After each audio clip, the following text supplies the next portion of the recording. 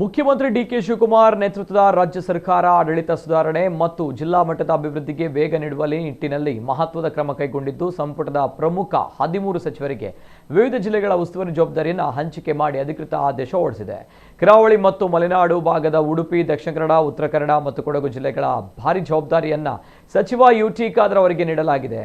ಸಚಿವ K J George ಅವರಿಗೆ ಮಲೆನಾಡು ಭಾಗದ ಶಿವಮೊಗ್ಗ, ಚಿಕ್ಕಮಗಳೂರು ಮತ್ತು ದಾವಣಗೆರೆ ಜಿಲ್ಲೆಗಳ ಹೊಣೆ ವಹಿಸಲಾಗಿದೆ.